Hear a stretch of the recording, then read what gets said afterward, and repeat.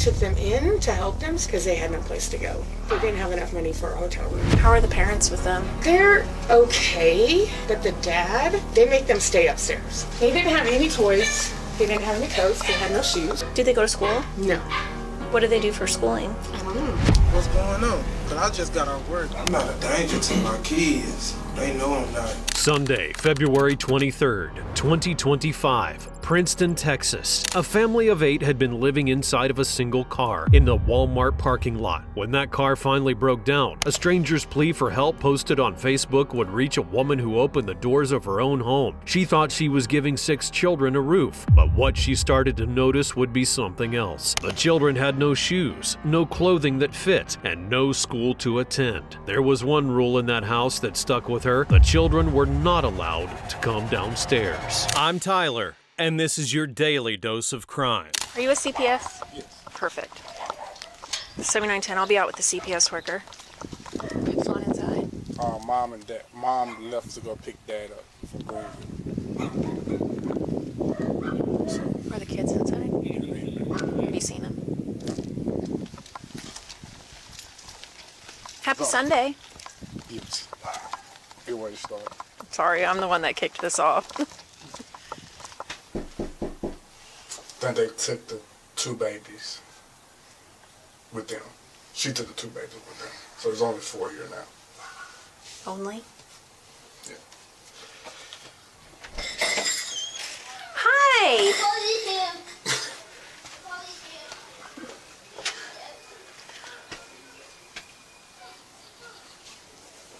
Hi! Hi. I was going to the restroom, sorry. You fine. Who are you to them? Nobody. What do you mean? There was a post on Princeton website about a family in need, and the guy helped them. Put a post out there asking if anyone can help to fix their vehicle. And so they were living in their car in Richardson, and my husband was off. Well, he's been off the last 2 Fridays because he was supposed to go see my son. So Valentine's, he went over there, saw them. Their vehicle was broken down. It's going to be really cold. He said, "You guys can come stay with us. We have 2 rooms and a queen bed, and two twin beds." My son is not here right now. He's actually on that TV set right now, playing baseball. He's in college at Arkadelphia, and then my middle son is in North Dakota with my mom, and my daughter and my grandson are in Seagoville right now. They stay there. They aren't living here. So we took them in to help them so that they wouldn't be out in the freezing cold in 20 degrees because they had no place to go. They didn't have enough money for a hotel room. How are the parents with them?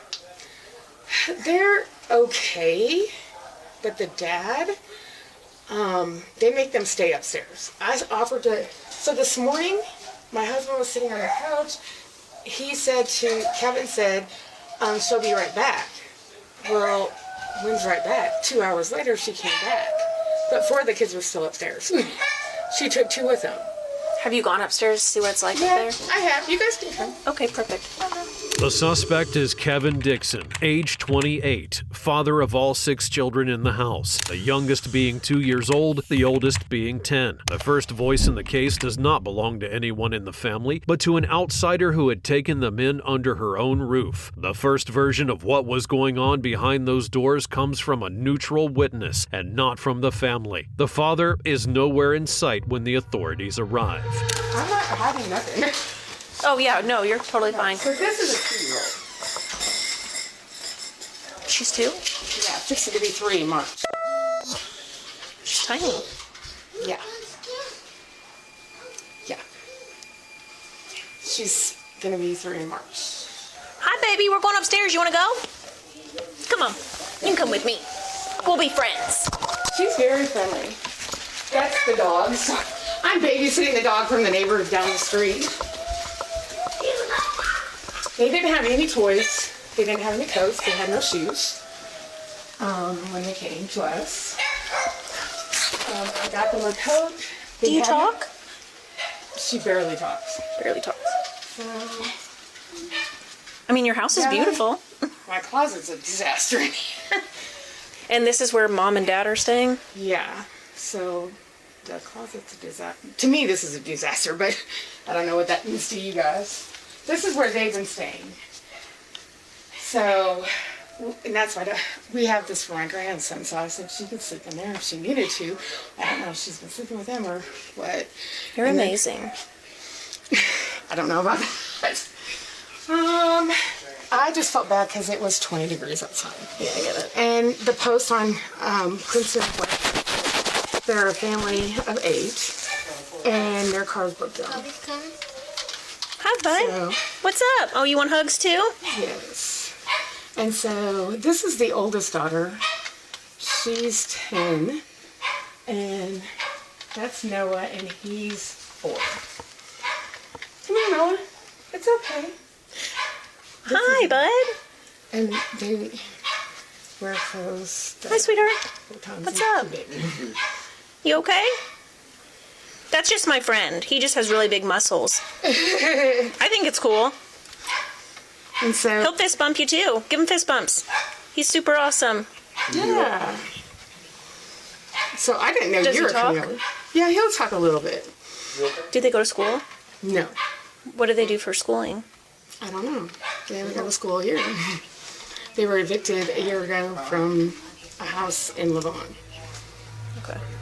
The Texas Department of Family and Protective Services had already stepped in 2021 when it flagged inadequate living conditions for the children and warned Dixon against excessive discipline. The warning never turned into charges or a removal and was logged and nothing more. 4 years later, the same deprivation is still there, where this time it's described by someone from the outside. That leaves the question of what happened in between. I didn't know you were coming over here.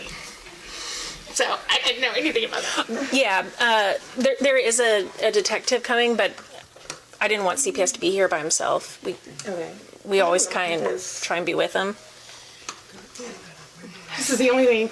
Our house caught on fire 3 years ago. And so this room really doesn't have a lot of stuff in it. Do they have car seats for them? They have one now because I got it. They didn't. The car is in the parking chat. Chase took it. He had it at his work. He took it up to. Today he was almost forget it about the vehicle situation because it needs either an alternator or more. But he took it up to the Walmart. It's by the apartments side of the Walmart, but it has no tags. It's not inspected.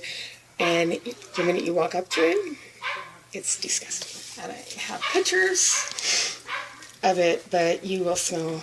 It smells like severe urine. Can I talk to them? Mm-hmm. Okay.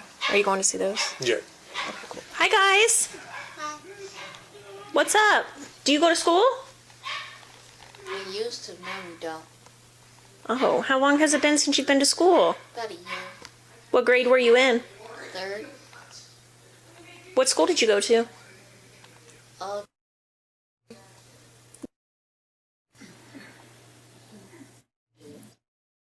Oh, okay. Before that, it was too many schools. Okay. Do you want to go to school? Yes. Okay. What do Mom and Dad say when you say you want to go to school? They said they would try. Oh, okay. Have y'all ate today? Yes. We're waiting for my mom to get back for lunch, I think. Oh, y'all had breakfast this morning? What'd y'all have for breakfast? Cereal. Ooh, did you have some cereal? What'd you eat for breakfast? Nothing, not cereal. No, I had chicken pot pie. You had, oh. I had chicken pot pie last night. That was not last night. That was this morning. Did y'all just stay up here all day? Me and Pinky and Luca had cereal. Not me. Oh. I guess no. You okay? Huh? You okay? Cereal. Do you want to stay with me or you want to stay up here with them? You want to stay here? Okay. You hang tight right here, okay? I'll come back up in just a minute. Is your diaper wet? Yeah? No. Okay, let me get a new one. I'm not definitely. It's not? It feels wet. Is it wet? I'll get her diaper down for Mom and Dad to live. Well, that was a couple hours ago. A full year out of the classroom is enough for a 10-year-old to lose the footing in reading, writing, and arithmetic that should already be set at that age. And that gap later measures itself against what would be expected of his grade. That it's the victim himself putting it on the table gives a different weight. It's no longer something an adult interprets, it's something a child states. Hello. They're in Farmersville right now. Okay, on the way perfect. back. Okay. So, So that's what kicked that off, and then Crawford called and said, can you go by this address and see if there's any cars there? There was like a Goodwin drove by. I forget. She's nothing to them. So she lives here. This is her house. And they answered a Facebook post. Yeah. Right? Yeah. And so she's allowing them to live here. Okay. She said that the parents don't allow the children to even come downstairs. So she has them all set up with bedding and that kind of stuff upstairs. The 2-year-old, so, is in tiny kids. So Crawford said that she heard the 2-year-old was in 6-month-old clothing. So this is the picture I just sent her. That's a 2-year-old. Barely speaks. There's a 4-year-old in there that's also tiny. There's a 10-year-old upstairs as well who has not been in school in over a year. She said they just stay in that room all day.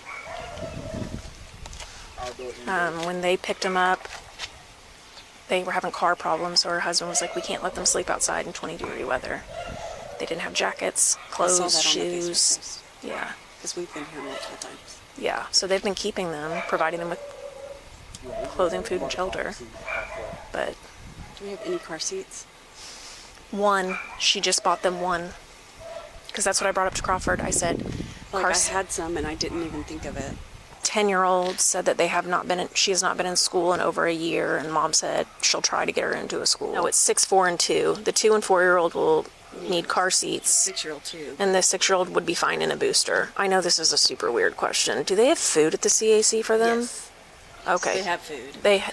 They have not ate anything since cereal this morning. I don't know. The other 2 are with mom. I haven't seen them Where's mom? on our way back here. From where? She just looked at their location, and they were in Farmersville. Where's dad? So, Up to this point, the story was one of deprivation. No education, no car seats, no home of their own. The rule that the kids can't come downstairs pushes it into territory of control, and the case file explains why that carries weight. When DFPS returns to the home, 5 out of the 6 children have marks and permanent scars on their bodies. hey, are you with the PD? Are you with Herndon? Can you get dressed and log in and head my way? It's a lengthy story. Some child in a and we're going to have to get 6 kids up to the CAC. Well, they can't stay here. You don't want them to stay. Y'all want them to stay. I don't know. I'm concerned are the parents not providing them. They're not putting them in school. it's a front-facing. They're not. They haven't ate since cereal this morning. I mean, I'm hungry and I ate 3 hours ago. Yeah. He asked me, who is it, and I don't want to respond. So I know his criminal background because he had to go to court on Wednesday, and she pulled up his background. What was his background? He has robbery. He held someone at gunpoint. In 2017, I guess he had a handgun recently, and he was in Gainesville not recently in jail for, he said driving without a license. Well, he was driving this morning without a license. Yeah. She was there, she has a license, but he drove this morning. My husband saw him get in the car and drive. So. Are they working, the parents? Well, Dad took a job holding a sign, and then Mom works in Arlington. She was driving back and forth as home care. Mom seems like she will be fine, is fine with the kids. She does what she needs to with them. It's Dad that's holding her back to take care of them correctly. And he kind of manipulates. They've talked to him, her more than I have, because I feel like he got really upset about the car situation and the car not getting fixed. So then when I thought, great, they're going to run, when I got them coats and shoes and everything, because he made a comment to her, we can leave now because we have the baby. Dixon already had a prior robbery conviction that he'd served prison time for, and that would stretch things at the sentencing stage. The distinction that emerges between the two parents will set the course for what's to come. This is the people that towed their vehicle. Oh, okay. Yeah, I just don't want to be. My husband went to drop off my grandson, and so he's not here. The holster, but it's not armed. It's in the car. Okay. They can tell you more about their vehicle situation than I can, because I've not been. I only have the pictures. So I guess there was all 8 of them living in this thing. It's in the Walmart parking lot. I'd put a baby in my cat's litter box before I would put a baby in that car. It is that There's biohazard disgusting. mold patches growing on the driver's seat and the passenger seat. Smells like bodily fluids have probably been in there, sat in there. As it's warmed up, it's gotten worse. I do have the van that they're in belongs to a coworker of mine or a company I actually don't know. I was buying it from them. They have it. I'm waiting on the title to come in. I have a GPS tracker on it. The wife now knows that. I don't think Kevin does, so if you need to know where they're at, everything. They're supposed to be heading this way. They looked like they were coming back this way, yeah, last time I looked. Where's that? Who's that? It's Dad, That's Dad? Okay. Kevin. Hi. Come join us. Come join us. Is we out the arrest or anything? No. What's going on? Cause I just got off work. We're about to fill y'all in. Once Mom gets over here, we'll fill y'all in. I've been trying to call her all day. I got the missed call. I've been trying to contact her all day. Trying to contact who? My wife. Oh, okay. You at CPS? Yes, sir. What's going on? It's good. No, can I? As soon as she gets over here, we're all gonna talk together. So No, cause I ain't trying to.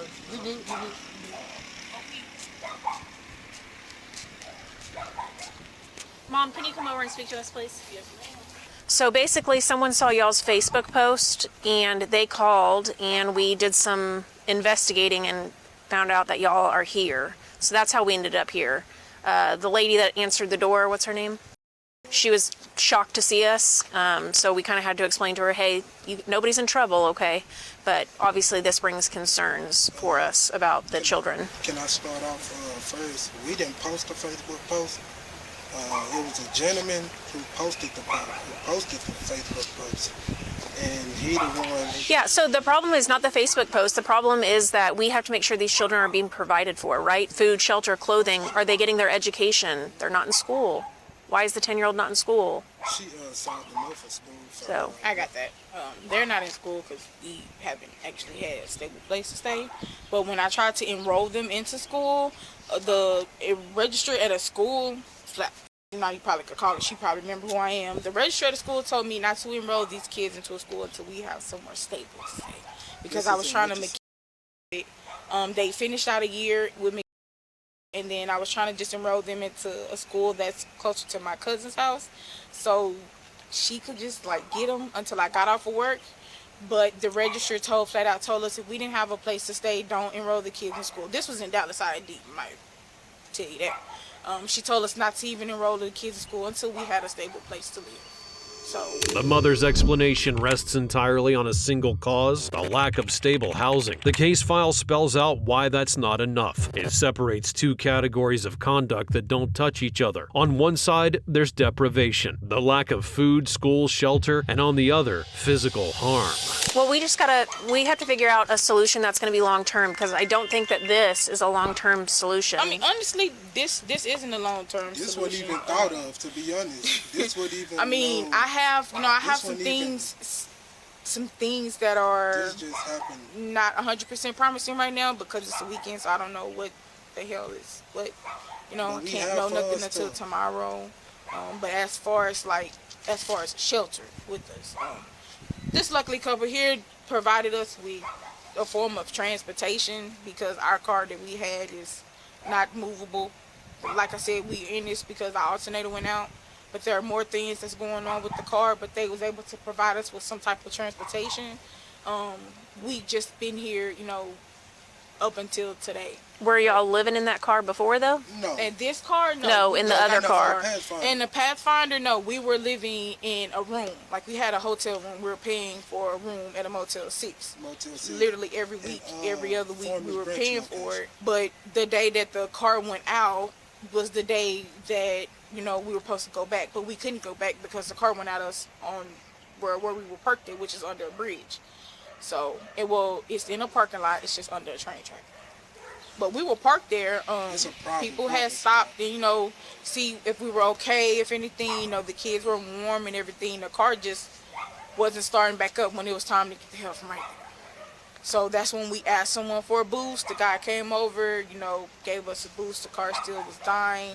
And then he came back the following day to help us. And that following day, which is a Friday, he made the post. Well, I think he made the post, the day before? I'm not sure whenever he made the damn post, but he made the post, and then someone came out, which was Mr. came out and spoke to us, let us know that they had some space that we could be in to get out of the cold. So we took that, we took the help. We've been here for about a week. We just been waiting on things to come and play for us to basically get up and move, because we've been here without transportation up until a couple days ago. So. Okay. I think you was the one who just called me. The mother lays out the housing sequence. First, it was a motel room, then the car when the vehicle broke down, and finally, the room a stranger had lent them. Each step would leave them worse off than the one before. But what the case file doesn't clarify is what had drove them to live in the car in the first place. There's no public record of income, employment, or the specific cause behind the situation. Almost everything I know is going to be secondhand. I can't really add anything, but I have had a couple of decent conversations. And in that, I'm trying to show her with my actions that we're not all bad people. And part of me standing here with them is to show them that I didn't start this, but I don't want to make them feel like I'm abandoning this. No, I totally understand that. The situation is, it's not acceptable, right? So we have to put the child's well-being in front of what makes them comfortable for the moment. No, 100%. And we have to come up with some solution. And the children are severely underweight. They don't talk like they need to. I mean, I have a 2-year-old and 6-month-old clothing, right? So that's, I have concerns about that. I have concerns about their lack of ability to provide the basic necessities. I have a problem with a 10-year-old not being in school for over a year. We only have one car seat. No, we have more. Yeah, Okay. we have car seats. Let's go get the kids. The mom and dad were getting their shoes and stuff. Perfect. Hi, guys. I'm back. Where's the rest of my friends? Upstairs? We've already made friends. Come on. We're friends already. You want to go with one of my friends? Do you want to hold you? This is my favorite friend. He's super cool, I promise. Oh, all right. We already made friends. What's that, bud? More hugs? Okay, I have another friend, Herndon. Herndon. Can I send you a friend? Yep. Oh, bud.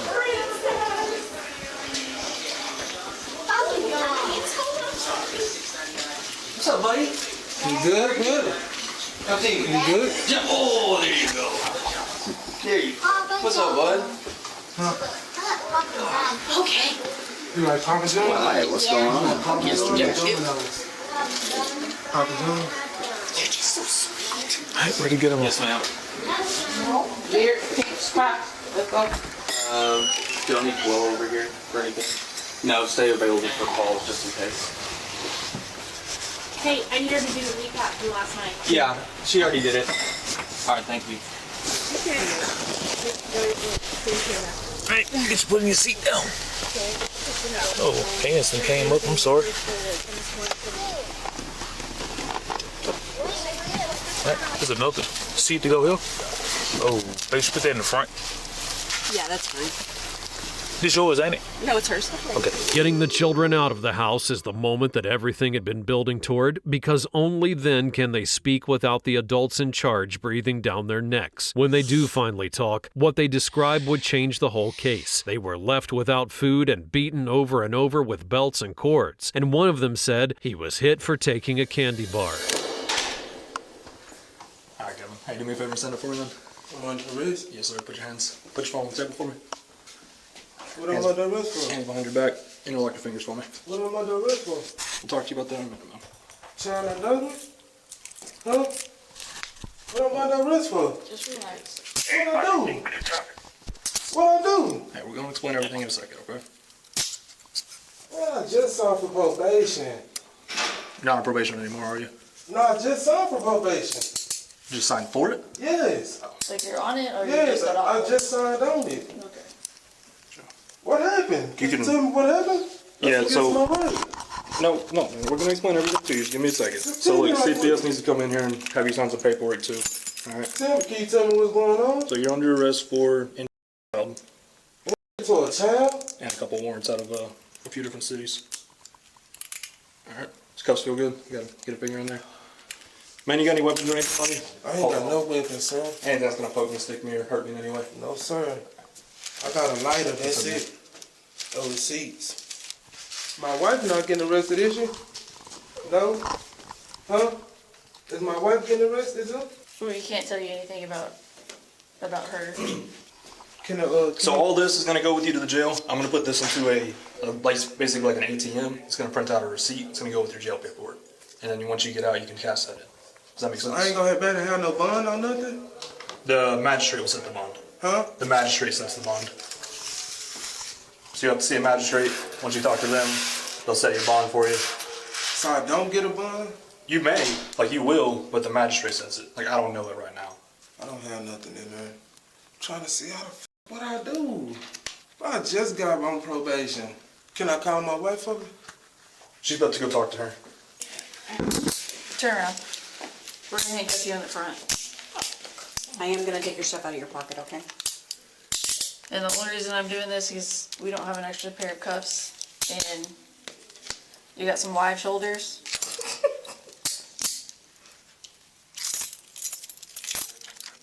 Have a seat for a second.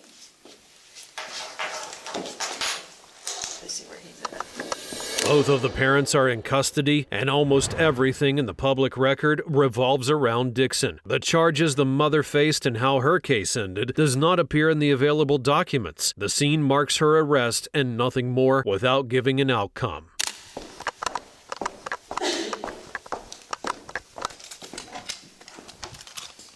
CPS want to talk to her?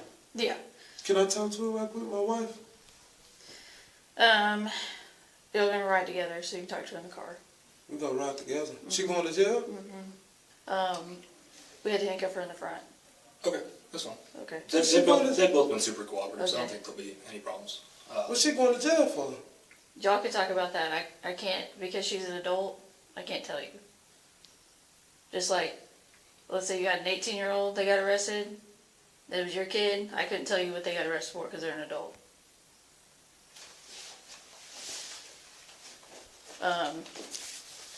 I'll have her come down here so CPS can talk to both of them at the same time. Okay, that's fine. Do you want to talk to both of them at the same time? We'll do it separate so that way. That man's gonna be quick. Please, when I ask him for everybody. Okay. Hey, how you doing, Kevin? I'm investigating Lewis Millsap. So basically, just here to serve you with notice of removal because you and your wife are currently being arrested and taken to jail. At this time, do you have any names of family members or friends that could possibly take kids? Or I don't know no specific number. What we at for someone? So I can't even call her. Call her. My phone just died, so I need to try. I don't know no numbers by heart. You know any names? Yeah, my father. I don't think he gonna be able to take them. I don't know. My mama, wife. She's her cousin. They both live here in the DFW area? Yes. So what's the situation? They getting removed from our life, or how that goes? That's gonna be up to the courts. Once you go through the court system, they'll make the determination of what you need to do to get your kids back, if you're gonna have their right to get them back. So we don't make that decision. Okay. And what I'm being charged with? You'll know that once you get to the jail and you get arraigned. and they'll walk you through the process of what you're actually in charge with. Like I said, this is just a notice of removal, and this is just a pamphlet just while your kids are in our care. I don't know if they'll give it to you once you get to the jail. You may place it on your property along with that. It'll all be, all that paperwork will be with your property. So that's where it will be at if you need to request anything. Let me take a... Yeah, go for it. You think it's gonna be up on a no bond or something like that? They don't know nothing about the jail process. You don't know? Their whole part is child safety. So the bond process, like I said, you're gonna go sit through county. They'll get you booked in and everything. Hopefully tomorrow morning, sometime tomorrow. Well, I'm going to Collin County? Yes, sir. You should see a magistrate. Magistrate will determine your bond if you get set a bond and what the bond will be. That's if I get set. That's if. Yeah, the magistrate can decide whether he can decide not to set a bond for a Class C if he wants to. It's completely up to him. I have no say in that process. Because I'm not a danger to my kids. I'm not a danger to them. They know I'm not.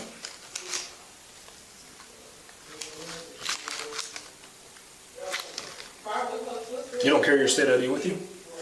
I never have. Oh, you never have one. That's right. Not from another city or nothing. Man, how'd you go so long without a state ID? Doesn't that make? So my kids gonna be where they gonna be located at though? So CPS has a place in Dallas that they take them temporarily until they can find a spot for them. Someone from your family. I ain't gonna do nothing but wait till they 18. If no family can't take them. No, so just leave them in the system. We're not at that part yet. I get it. You got a lot of emotions and thoughts going through your head, but we're not anywhere near something that serious yet. The criminal justice system still does what it does best. It's still innocent until proven guilty. You have the chance to reunify with your kids, all that. It's nothing's set in stone at this point. Does that make sense? I don't know, sir. Because you can be just telling me that, so I don't know. I pride myself on telling as much truth as I possibly can. There's certain things I can't tell you because of the investigation that's ongoing. I can't say certain things, but I would never say something intentionally deceitful, especially not now. You know what I mean? Kevin Dixon would be charged with 7 counts of injury to a child causing serious bodily injury and pleaded guilty to all 7. Detective Carolyn Crawford of the Princeton Police Department documented the injuries, including the one on the youngest child. Judge Kimberly M. Lassiter of the 401st Judicial District Court in Collin County would impose life in prison on each of the 5 counts tied to the physical abuse and 25 years on each of the 2 counts tied to malnutrition. The robbery record would push the punishment range the prosecution was working with to between 15 to 99 years or life on each count. The case did not end with the sentencing. Dixon filed 7 appeals, and according to records, the appellate court was still waiting on his opening brief. The convictions and sentences stand, with the appeals being active. 6 children, 7 convictions, and a father serving 5 life sentences.